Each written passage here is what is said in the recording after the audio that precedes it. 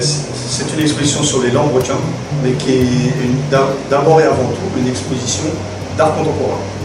C'est-à-dire que le lambrequin, c'est pas qu'un prétexte, mais c'est quand même l'idée centrale, c'était que le lambrequin fait partie de notre architecture, donc de notre culture.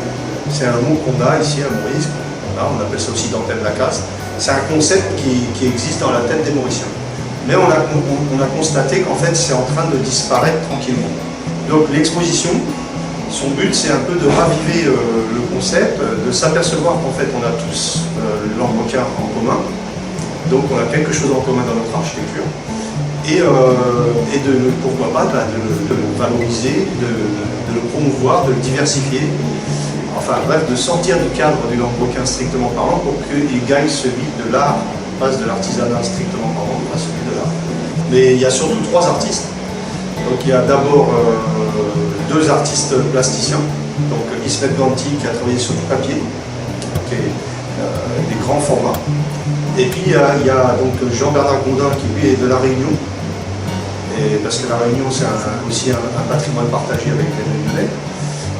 Donc lui il a travaillé avec la peinture à l'huile et l'acrylique, donc plutôt la couleur, et sur toile. Jean-Bernard Gondin il s'est attaché au cœur, il a fait beaucoup de cœurs, et il a appelé ça d'ailleurs des lambrequins. Et puis après il y a Steve Dubois, donc lui il est mauricien, et lui il est photographe.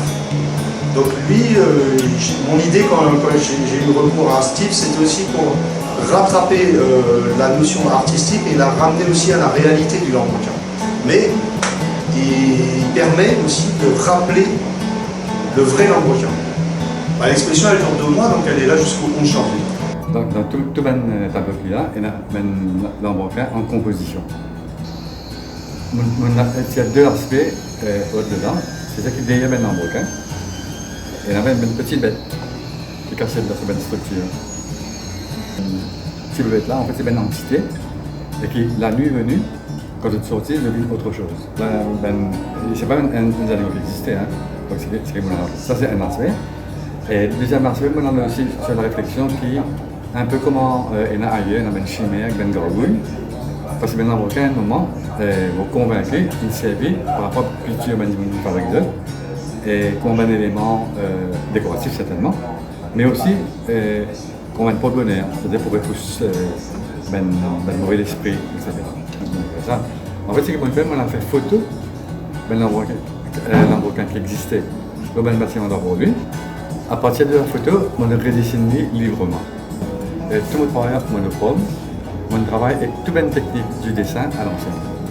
C'est-à-dire angle de Chine, fusain, pastel, crayon, un peu une manière pour rappeler l'artisan. Quelle différence il y a entre lambrequin de l'époque et lambrequin aujourd'hui? Alors, une seule différence qu'il y a, c'est que... non, 2 différences, pardon. La première, c'est qu'avant, il y a une grande variété de motifs.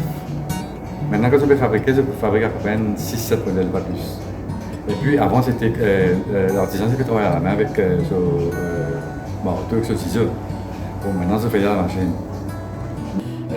La forme de lambrequin fait qu'on appuie tomber, au lieu qu'il de l'eau descend droite comme ça, et il fait un peu partout, la forme de lambrequin, il canalise de l'eau et il tombe dans une place précise.